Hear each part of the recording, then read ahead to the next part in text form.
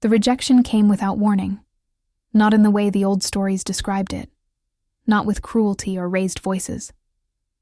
It came quietly, in the middle of a great hall filled with candle smoke and laughter, wrapped inside a sentence so ordinary that for a moment I wasn't sure I had heard it correctly. I don't want her. 4 words. Prince Edric of House Vane said them the way one might refuse a second cup of mead, without malice, without hesitation, without even the decency to look at me when he said them. He was speaking to his captain of the guard, but the hall had gone still enough that I heard every syllable land like stones dropped into a well. I had been standing near the archway that connected the great hall to the outer corridor, holding a tray of honeyed wine I had been sent to deliver.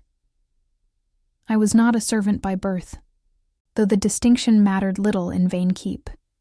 I was Ruby Ashfin, daughter of a minor hedgelord who had lost his land, his title, and eventually his life to a fever 3 winters past, leaving me with nothing but a name too small to open any door and a face that people forgot the moment they stopped looking at it.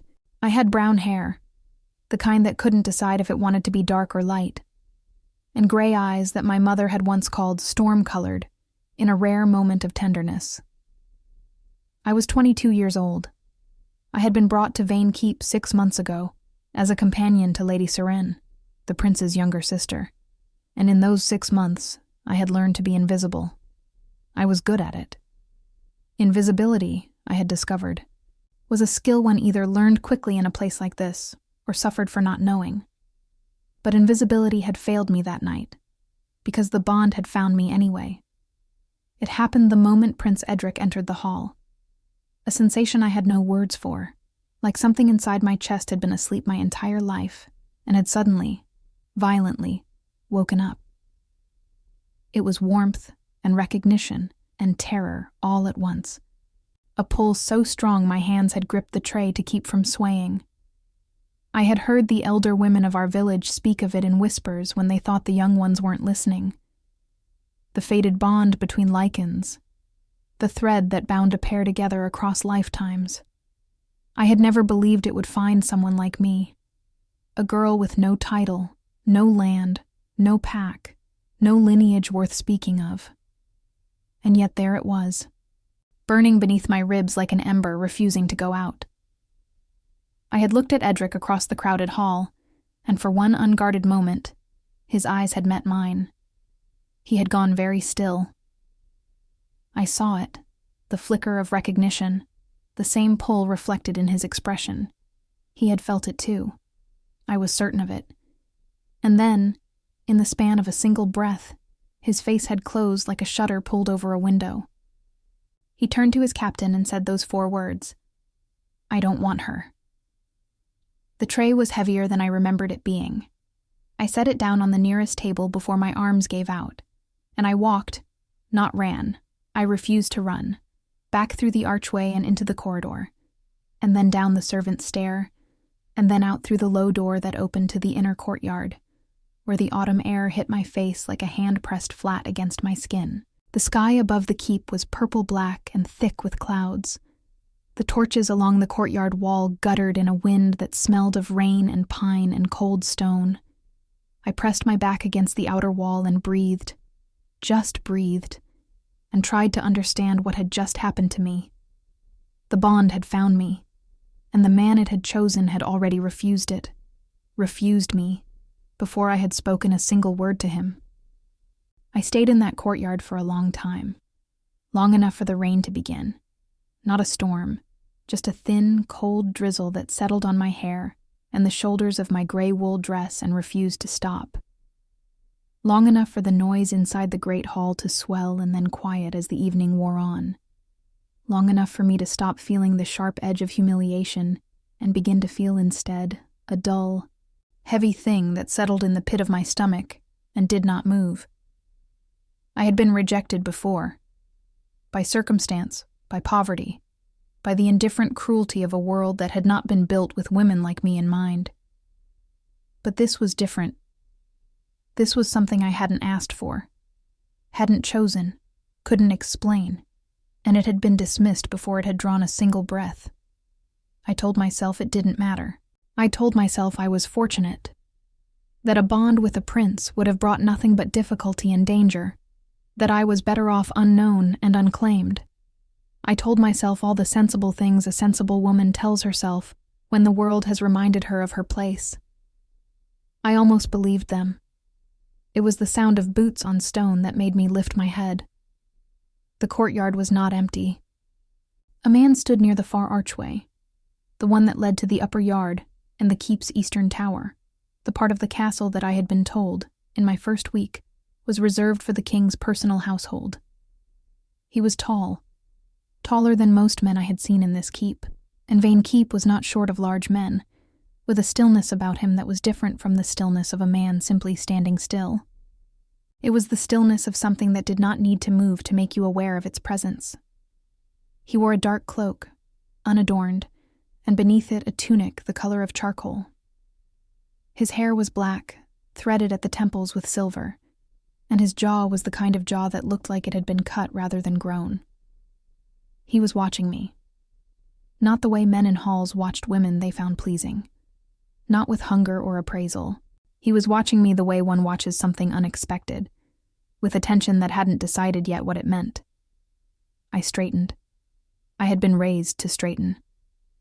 "The inner courtyard is for keep staff after the evening bell," I said, because saying something felt safer than being seen saying nothing. "Are you lost, my lord?" A pause. Long enough that I wondered if I had misjudged his rank and insulted him, or if he simply wasn't accustomed to being spoken to first. "No," he said. His voice was low, the kind that carried without effort, the kind you felt in your sternum before your ears had fully processed it. "Are you?" I opened my mouth, closed it. The question had landed somewhere unexpected. "I work here," I said carefully. "I know." He didn't move. The rain continued its quiet work between us. "You're the Ashven girl, Lady Seren's companion." I didn't answer that. It wasn't really a question, and something in the way he said it, without condescension, without pity, without the particular tone men in this keep used when they were reminding me of what I was, made me uncertain how to respond.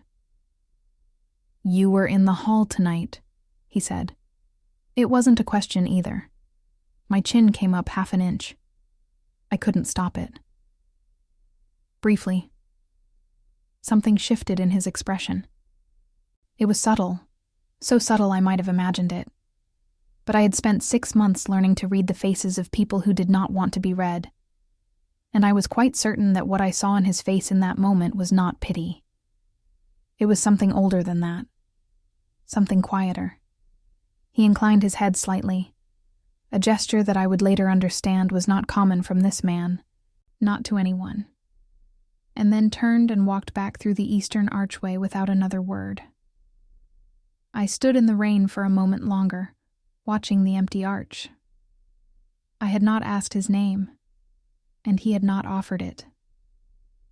But when I finally went back inside and climbed the narrow stairs to the small room I shared with the keep's linen stores, I lay on my cot in the dark and felt the ember in my chest, the one Edric's rejection should have extinguished, still burning, which made no sense at all. Not until morning, when Lady Seren came to me pale-faced and breathless, and told me in a rushed whisper that the man in the courtyard had not been a visiting lord, had not been a household knight, had not been anyone I should have spoken to so plainly in the dark. He was Cale Vane, the Lycan king, Edric's father. And apparently, he had asked for me by name at the morning council. The summons came before I had finished braiding my hair. A royal guard, not one of the keep's ordinary men, but one of the king's own, identifiable by the iron wolf sigil pressed into the leather of his chestplate, appeared at the door of the linen room without knocking, and told me, in the flat tone of a man delivering a message he had no interest in interpreting, that I was to present myself to the king's solar within the hour. Lady Seren stood behind me, her fingers pressed to her lips. "Ruby," she said, when the guard had gone. "What did you do?" Nothing, I said, because it was true, and because I had learned that in places like this. The truth was the only thing worth holding on to when everything else began to shift. She didn't look convinced. Seren was 19, and kind in the uncomplicated way that people are kind when they have never been required to be otherwise. She had been good to me in the small ways available to her, defending my presence to the other ladies, saving me portions from the high table when the lower kitchens ran short. But she was also young enough to believe that being summoned by the king was always a punishment, and frightened enough by her own family's politics that she saw danger in everything. I didn't tell her about the courtyard. I wasn't sure why. Perhaps because it felt like something that belonged only to the cold and the rain and the dark, and putting it into words in the gray morning light would make it into something I would have to explain. I changed into my better dress, dark green wool, plain but clean, and I went. The king's solar was in the eastern tower, as I had suspected. The guard led me through corridors I had not been permitted in before, wider than the servant passages, hung with woven tapestries depicting hunts and battles, and the silver wolf of House Vane repeated in every border. The stone floors were covered in rushes that smelled of dried lavender. The torches here burned steadier, sheltered from drafts by the thickness of the walls. I noticed all of it because noticing things was how I managed fear. Details were solid. Details didn't shift. The solar itself was a large, round room at the top of a short stair, with windows that faced east and let in the pale morning light, in long, flat rectangles across the stone floor. There were maps on a heavy oak table, and books, and a pair of iron candle stands, and a fireplace wide enough to stand inside.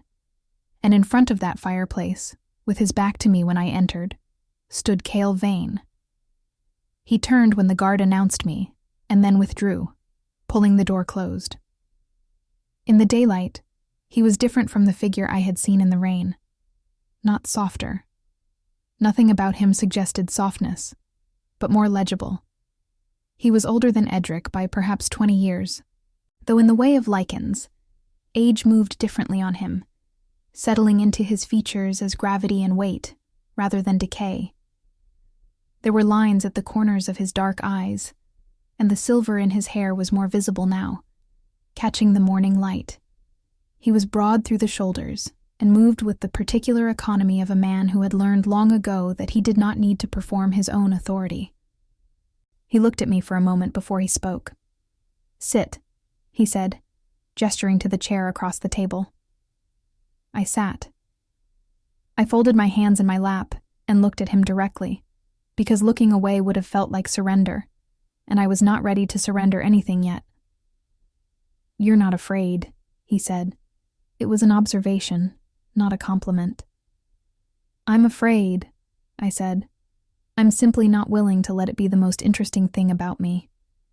Something moved across his face. Not quite amusement, more like recognition. He sat across from me, and for a moment he simply looked at the maps between us as though organizing his thoughts. Then he said without preamble, "My son rejected the bond last night." I said nothing. There was nothing to say to that which wouldn't sound like either self-pity or false dignity, and I wanted to be neither. "It is within his right to do so," Kyle continued, his voice carrying no judgment in either direction. "A fated bond can be refused. It is rare, and it carries consequences for both parties, but it is not forbidden." He paused. "What I want to understand is whether you were aware of the bond before last night." "No," I said. "I had no idea until he walked into the hall." "And when you felt it?" I met his eyes. They were very dark, nearly black, and they held the kind of steadiness that comes not from the absence of feeling, but from long practice at containing it. "I thought it was a mistake," I said honestly. "I didn't think the bond chose women like me." "Women like you," he repeated slowly. "Meaning?" "Without rank, without a pack." I kept my voice even. "Without anything that would make the pairing sensible." He was quiet for a moment, Outside the windows, the sound of the keep's morning routines rose faintly. The clang of the smithy, the calls of the yard workers, a cart moving over the cobblestones of the outer courtyard. "The bond does not negotiate," Kyle said finally. "It does not weigh rank or convenience. My son knows this. His refusal was not born of ignorance." He stopped. "It was born of the fact that he has already given his loyalty to another, a noblewoman of the Eastern Territories, a political arrangement he prefers to any fate-ordained alternative." I absorbed this. It didn't hurt the way I might have expected, perhaps because Edric had never been real to me. Only the bond had been real, and the bond was already becoming something I was learning to carry rather than fight. "Then it is settled," I said carefully. "I will find a way to manage the bond's effects on my own. It will fade, I'm told, with time and distance." "It will not fade." His voice was quiet but absolute. "Not a bond of this strength. You will feel it for the rest of your life as an absence, a wound that doesn't close, and it will mark you." He paused. "Others will sense it. They will know you were rejected. In a court such as this, that is not a small thing." I felt the first real thread of coldness settle in my chest.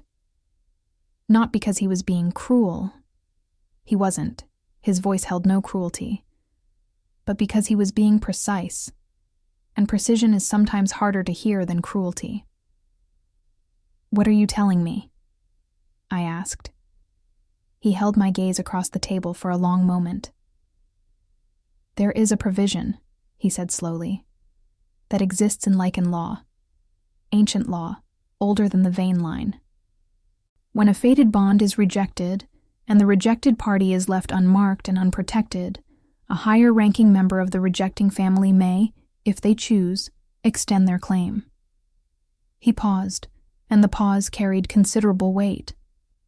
"Not as a replacement for the original bond. The law is clear on this. It is not the same thing. But it is protection. Recognition. A formal claim that shields the rejected from the social and physical consequences of an unresolved bond." The room was very quiet. "You are telling me," I said carefully, "that you intend to claim me." He did not flinch from the words. "I am telling you that it is within my power to do so, and that I am considering it. I am also telling you that I will not do it without your consent." He leaned back slightly, his hands resting flat on the table. A deliberate gesture, I thought, one meant to take up less space rather than more. "You are not a piece on a board, Mistress Ashvin. This is a decision that would reshape your life. I will not make it for you." I stared at him. At this man I had spoken to exactly once, in the rain, in the dark, and who had somehow, in the space of one evening and one morning, seen more of me than most people managed in months. "Why?" I asked. The question felt inadequate, but it was the only honest one I had. "Why would you do this? You don't know me." "No," he agreed. "I don't." He was quiet for a moment. "But I knew what I saw last night. A woman who walked out of a hall that had humiliated her without showing a single person what it cost her. Who stood in a cold courtyard in the rain and spoke plainly to a man she thought was a minor lord, without performance, without calculation." He held my gaze. "That is not a common thing." I didn't know what to do with that. I had been given very few things in my life that were offered without a visible price attached, and my instinct was to look for the cost before accepting the gift. "I need time," I said. "You have 3 days," he said. "After that, Edric's arrangement with the Eastern noble will be made public, and the window provided by the old law will close." I stood. My legs were steadier than I deserved. I dipped my head. Not quite the deep bow I would have given a king in a formal setting, and he didn't seem to expect it. And I moved toward the door. "Mistress Ashvin." I stopped. "Whatever you decide," he said. You will not be turned out of this keep. That is not a condition. It is simply true." I left without answering. I walked back through the tapestried corridors, down the wide stair, and through the turns that led eventually to the servants' passage and the small room smelling of lavender and wool. I sat on the edge of my cot. I pressed my palms flat against my knees. Outside, I could hear the keep going about its morning, entirely unaware that the world had just tilted several degrees beneath my feet. 3 days. I had 3 days to decide whether to accept the claim of the most powerful Lycan king in the known territories, a man I had spoken to twice, whose son had already decided I was worth nothing, or to refuse, and face whatever came after an unresolved rejection alone. I pressed my hands harder against my knees and made myself breathe. Somewhere below, in the courtyard, I heard the sharp ring of iron on iron from the smithy, steady and rhythmic and indifferent to all of it. I thought about Cale Vane's hands, flat on the table, taking up less space, offering something without demanding an answer. I thought, that is also not a common thing. I did not sleep well for any of the 3 days. The first night I lay awake running arguments in both directions until they wore themselves out, and left me with nothing but the sound of wind moving through the gaps in the shutters, and the distant call of the night watch changing at the outer wall.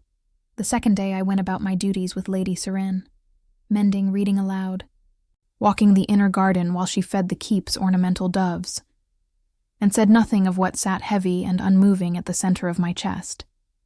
Serene was perceptive in the quiet way of people who observe more than they speak, and twice I caught her watching me with an expression that said she knew something had changed, but understood, without being told, that pressing me would accomplish nothing.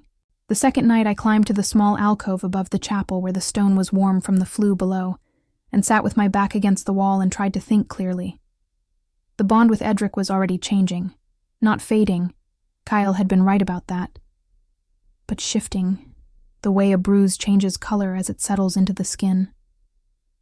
The pull I had felt the first night was becoming something heavier and duller. Like a word repeated so many times, it loses its shape. I could still feel the edges of it when I was still and quiet, a kind of hollow ache, low and persistent.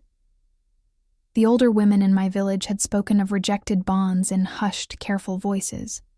They had called it the gray sickness, the way a person could simply diminish after a rejection, growing quieter and smaller and less themselves until one day they were simply not there in any meaningful way, though their body continued on.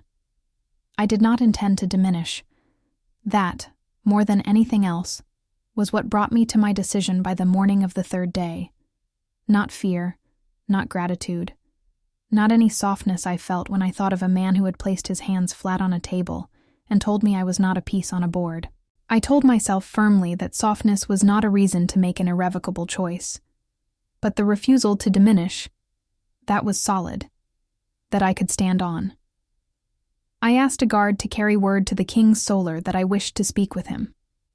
The guard looked at me with the particular blankness of a man who has decided not to have an opinion about anything, and went. The reply came within the hour. I was to come at midday. I dressed as I had before, the green wool dress, my hair braided back from my face, and went up through the eastern corridors with the same attention to detail that had carried me through the first visit. Tapestries, lavender rushes, steady torches, the round room at the top of the short stair. Cale was standing at the eastern windows when I entered, looking out over the yard below. He turned when the door opened. He was wearing deeper colors today. A dark burgundy tunic beneath a charcoal surcoat, and the silver wolf seal of his house on a ring at his right hand. He looked, in the full light of midday, more completely like what he was. A king in the interior of his own power, unhurried and self-contained. "You've made a decision," he said, not a question. "Yes." I came to stand across the table from him as I had before. "I will accept."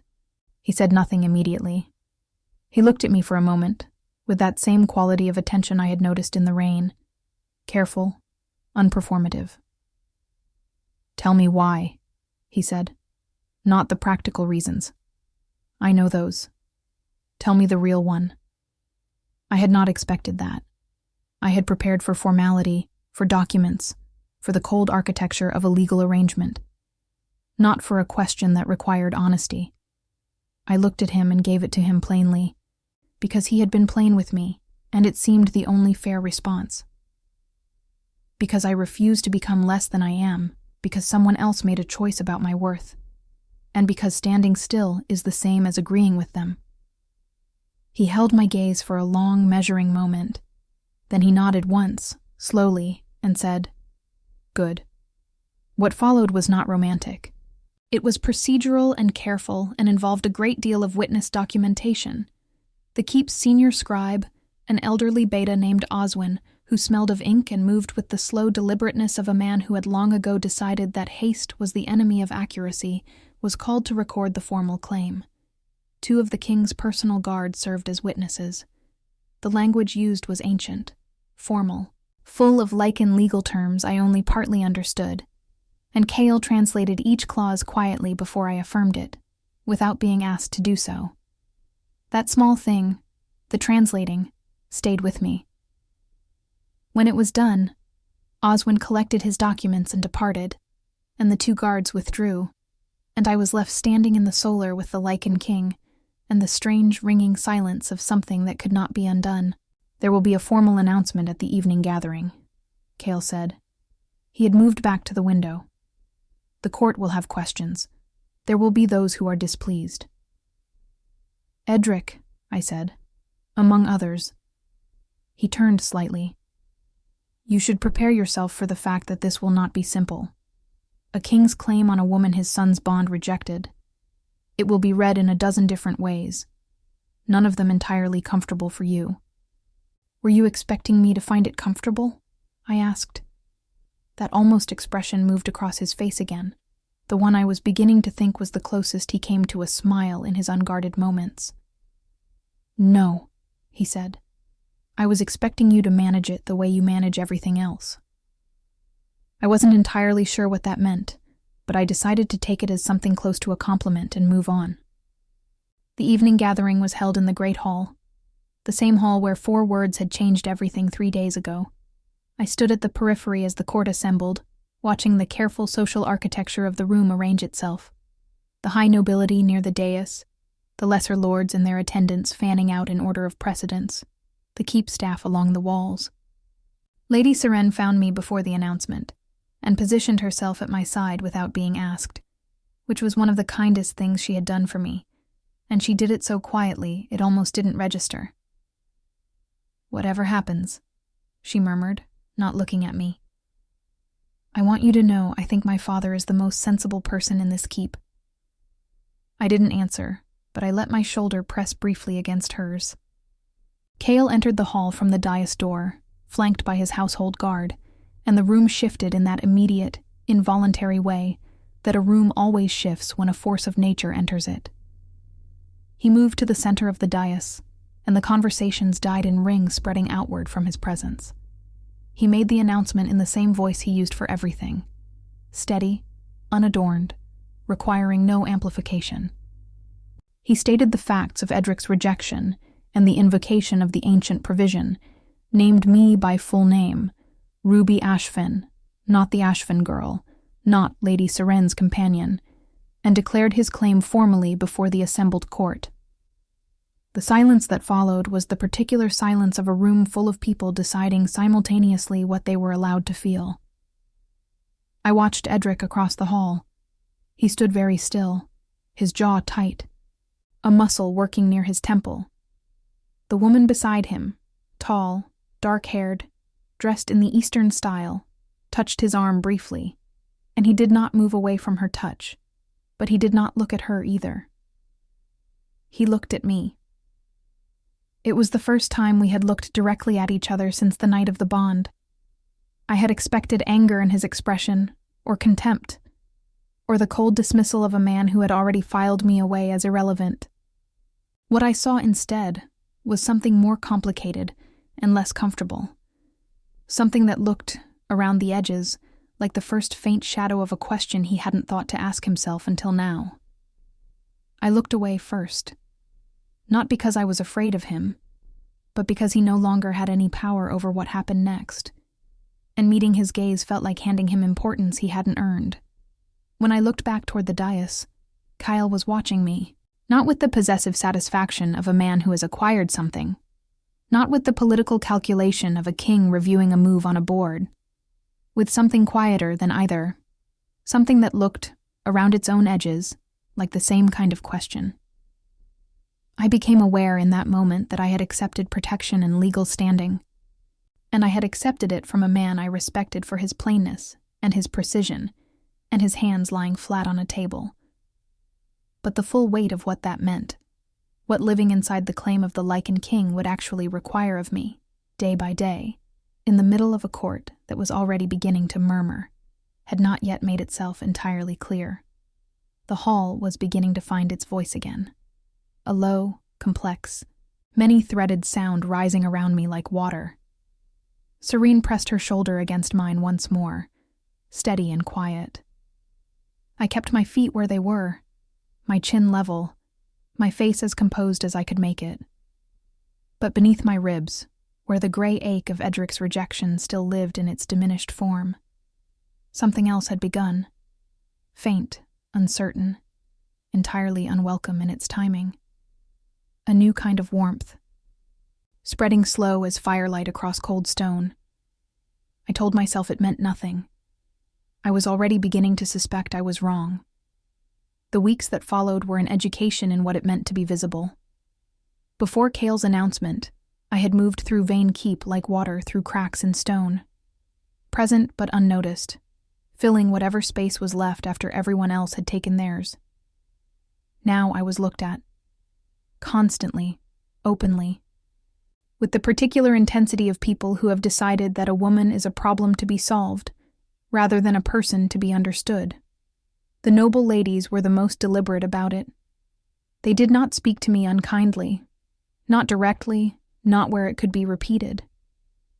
But they had developed a specific way of looking past me in corridors, of falling silent when I entered a room, of resuming their conversations half a beat too late in my presence, as though I were a weather event they were waiting to pass.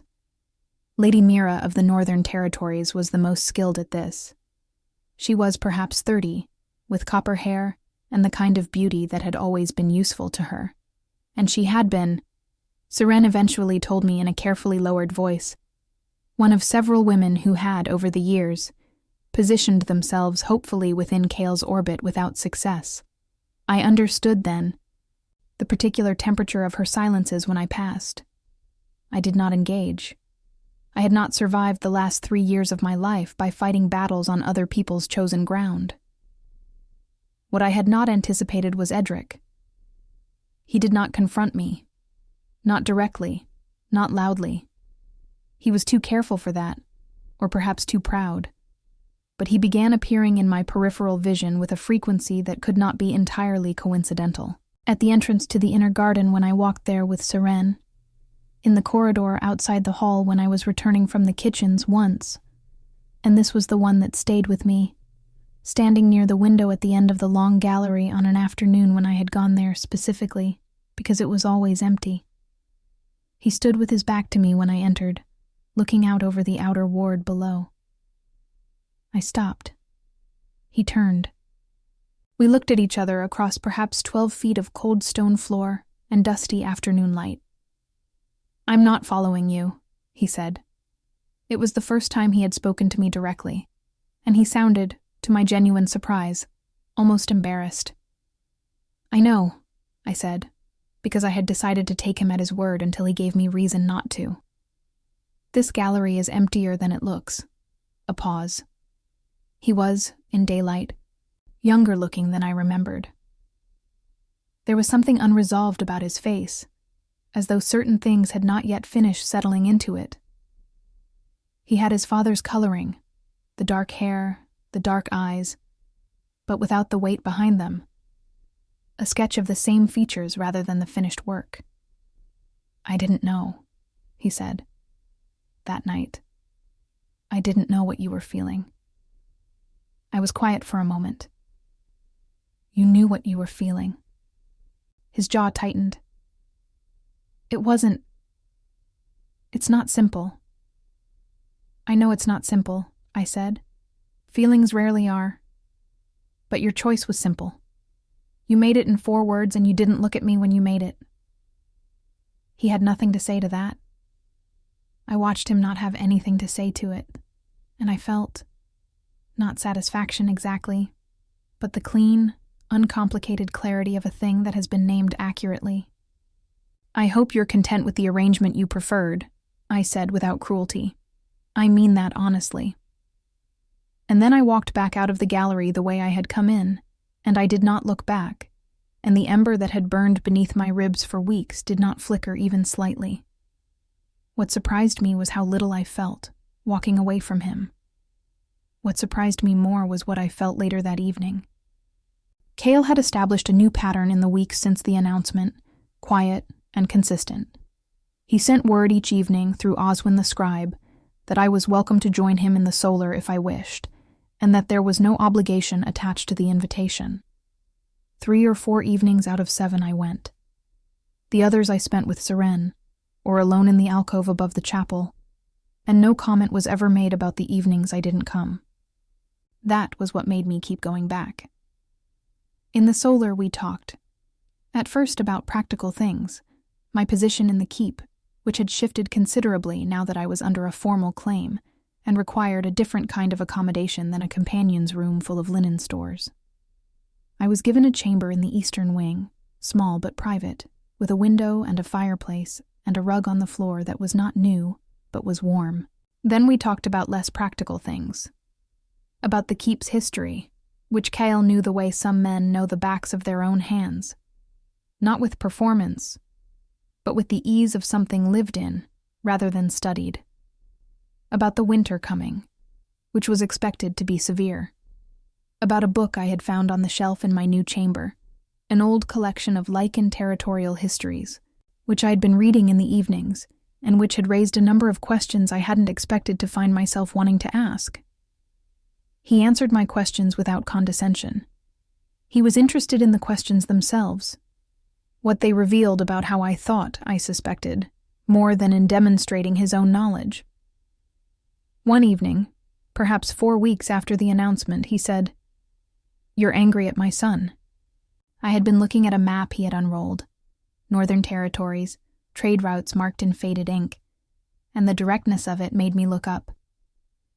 "Yes," I said, deciding not to qualify it. "Not for the rejection itself," he said. It wasn't a question. I thought about it honestly. "No. The rejection I understand. He made a choice about his own life."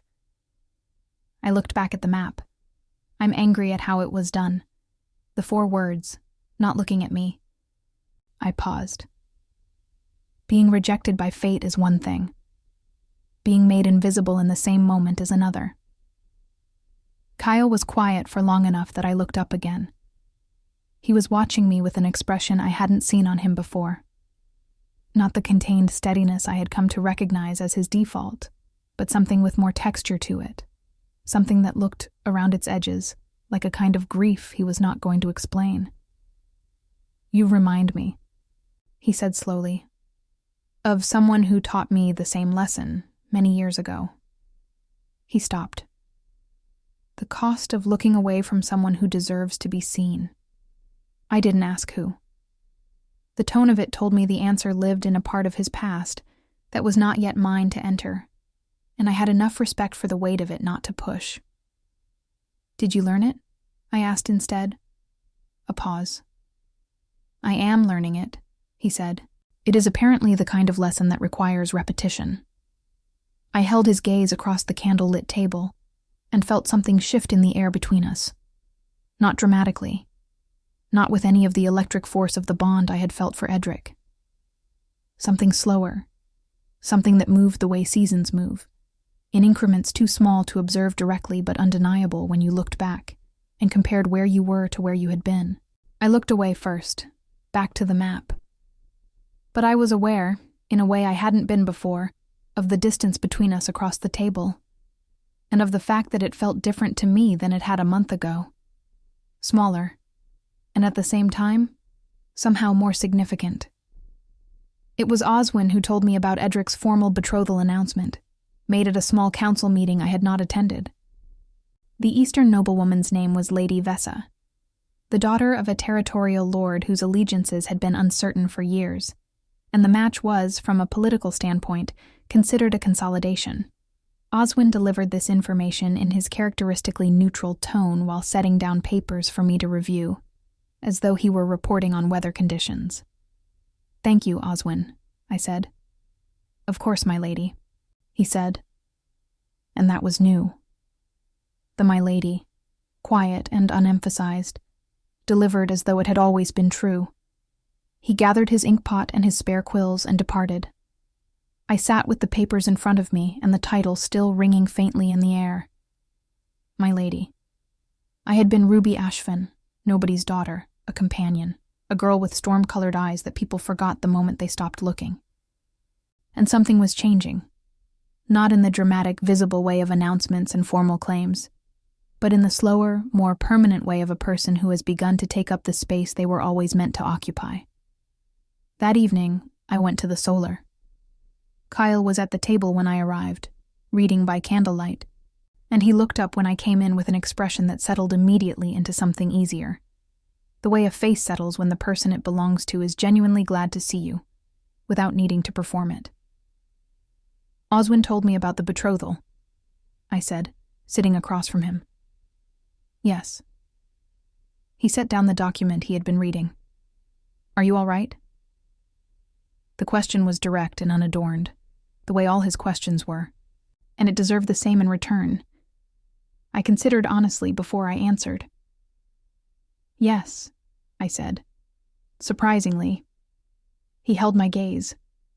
Not so surprising. Outside, the wind had picked up, carrying the first real edge of winter with it. Inside, the fire in the wide hearth moved and settled, casting its unsteady gold across the stone floor and the maps in the candlelit space between us. I thought, this is where I am now. Not where I had expected to be. Not where anyone, including me, would have predicted, looking at who I was 3 months ago. But here, solid, present, taking up space, and for the first time in longer than I could clearly remember, not invisible at all. Winter arrived at Vane Keep the way difficult truths arrive, gradually, and then all at once. The first snow came in the night, silent and thorough, covering the outer ward and the training grounds, and the roof of the smithy in the same undifferentiated white, erasing the usual landmarks and making the keep feel smaller, more interior, more sealed against the world beyond its walls. I stood at my chamber window in the gray early morning and watched it, and felt, for the first time in months, something close to peace. It did not last long. By mid-morning, a rider had come through the outer gate, one of the border scouts, his horse lathered despite the cold, his expression the kind that spreads alarm through a keep the way fire spreads through dry thatch, silently at first, and then everywhere at once. I was crossing the inner yard when he arrived, and I saw Cale's household captain receive him, saw the captain's face change, and I felt something tighten in my chest that had nothing to do with the cold. By afternoon, the solar was full. I was not summoned. I went because Seren came to me first, white-faced, and said that the border scouts had reported movement in the northern passes. A rival Lycan lord, one Koran of the Ashmark territories, who had been contesting the Vane borders for years in the incremental, patient way of a man who preferred accumulation to confrontation. He had apparently decided that winter was an opportune moment to escalate that patience into something more direct. "He's bringing forces through the Harrow Pass," Seren said, her hands wrapped around each other. "Father has been preparing for this, I think. He never says so directly, but he's been different this past month, more focused." "Has there been word sent?" I asked. "To the allied lords, yes. But the passes are difficult in winter. Response will be slow." She looked at me with the expression of someone who has a question they're not sure they're permitted to ask. "Ruby, what is it between you and my father? Really?" I was quiet for a moment. Honestly, I'm not entirely sure, I said. But it's real, whatever it is. She nodded slowly, in the way of someone filing information carefully away. Then she squared her shoulders. She was braver than she gave herself credit for, and said, "Then you should be in that room." I walked into the solar without being announced. There were 6 men around the table, in addition to Cale, his captain of the guard, 2 senior lords whose names I knew from Oswin's documents, a gamma tracker who served as the keep's primary scout coordinator, and Edric, standing at the far end of the table with his arms crossed and his jaw set in the expression I now recognized as his default response to situations he hadn't controlled from the beginning. Every head turned when I entered. I did not apologize for entering. I moved to the table and looked at the map spread across it, the Northern Territories, the Harrow Pass marked clearly in the faded ink I had studied weeks ago. And I said, without preamble, "The Harrow Pass has a secondary route, the old Shepherd's Track that runs along the eastern ridge. It's not on military maps because it's too narrow for formed ranks, but a small group could move through it in winter without being observed." Silence. Kyle was looking at me from across the table. His expression was not surprised exactly, more as though something had confirmed itself. "She's right," the gamma tracker said after a moment, his voice reluctant in the way of a man who hadn't expected to agree. "The Shepherd's Track. I've used it myself in lighter seasons." "Which means Karan may already have scouts on the eastern ridge," Kale said to the tracker, not to me, but he was still looking at me when he said it. "How do you know that route?" "The Territorial Histories," I said. "The book in my chamber. There's an account of a border skirmish 3 generations back. The winning side used that track." Edric made a sound that was not quite a word. I looked at him. He looked back at me with the complicated expression that had become familiar. And then he looked away, and I felt nothing particular. Only the clarity of a woman who has moved past the point where another person's discomfort with her presence is her responsibility. What followed was 2 hours of planning, in which I was neither dismissed nor deferred to, but simply included. Spoken to when my knowledge was relevant, listened to when I offered it, left in silence when the conversation moved into areas of military strategy where I had nothing to contribute and was sensible enough to know it.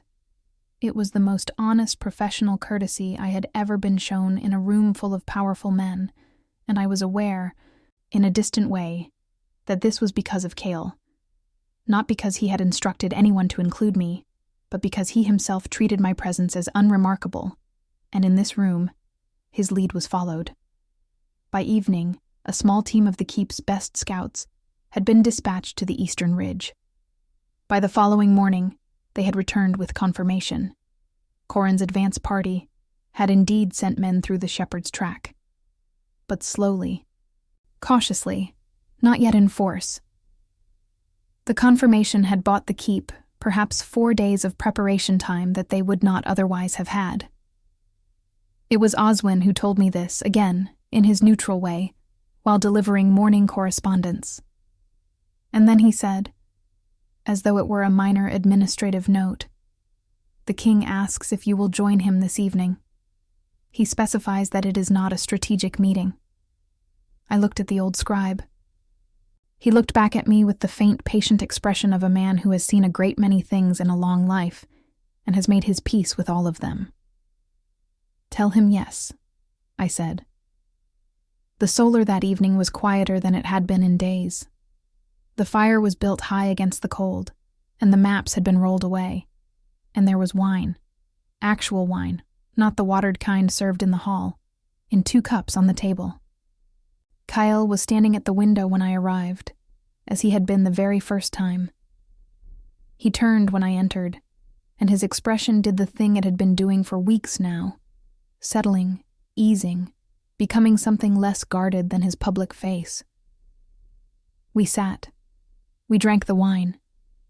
For a while we said nothing, which had become, somewhere in the accumulated evenings of the past months, a comfortable thing rather than an anxious one. Then he said, "You changed the outcome today."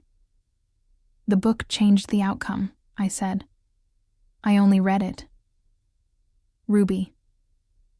His voice was quiet and direct, the way it always was when he was about to say something he had decided not to soften. "Accept the thing you did." I looked at him across the table, at the firelight on the silver in his hair, and the lines at the corners of his dark eyes, and the steadiness that had been, from the first evening in the rain, the most consistent thing about him. "All right," I said. "I changed the outcome." He held my gaze. "Yes, you did." A pause. "You have been changing things since you walked into that courtyard." The fire moved and settled. Outside the window, the snow had begun again. I could hear the particular silence of it, the way heavy snowfall muffles the world. "Cale," I said. It was the first time I had used his name without a title, and it landed differently than I expected. Not inappropriately, but weightily, as though it meant something that the formal version did not. "What is this? Between us? What do you think it is?" He was quiet for long enough that I wondered if I had pushed past the boundary of what he was ready to name. Then he said, "I think it is the most honest thing I have encountered in a very long time." Another pause. "I am not a man who moves quickly. I have been. Careful for many years. There are reasons for that." His hands rested on the table, flat, in the gesture I had come to associate with him choosing openness over armor. But I find that I am less interested in being careful lately than in being truthful. "Truthful about what?" I asked. He met my eyes. "That I would like this, whatever it is, to continue, and to become in time, whatever it has the capacity to become, if you are willing." I thought about the woman I had been the night of the bond, standing in the cold, holding a tray, invisible. I thought about 3 days of decision-making in a linen room. I thought about hands flat on a table, and questions asked without conditions, and a title delivered quietly by an old scribe as though it had always been true. "I'm willing," I said. The siege that Quran had intended never fully materialized. The 4 days of preparation proved sufficient. The allied lords arrived faster than the passes should have allowed, driven by a combination of loyalty and the particularly motivating knowledge that the Lycan king did not make requests twice. Quran's forces, finding the keep better prepared than anticipated and the surrounding territories less isolated than he had calculated, withdrew before a single gate was tested. It ended not with violence, but with the quiet, undramatic deflation of a plan that had met better resistance than expected. Edric left for the Eastern Territories 3 weeks later to finalize his betrothal to Lady Vessa. He came to find me the morning of his departure, in the inner garden, where I was walking in the thin winter sunlight. And he stood at the garden's entrance for a moment before approaching. "I wanted to say," he began, and then stopped and started again. "I handled it badly. That night." "Yes," I said. "You did." He nodded, accepting this without argument. "I hope." He stopped again. "I hope it has not been only difficult. What came after?" I looked at him honestly. "It has been the most difficult and the most clarifying thing that has ever happened to me," I said. "So no, not only difficult." Something moved in his expression. Not regret exactly, but its quieter cousin, the one that lives alongside acceptance. He inclined his head. I inclined mine. He left that afternoon. I watched his party cross the outer ward from my chamber window, and I felt the last thread of the bond's ache, which had been diminishing for weeks, slowly and steadily, in the way that wounds diminish when they are finally cleaned and left alone. Release, quietly, like a breath held too long. It did not hurt. It simply ended.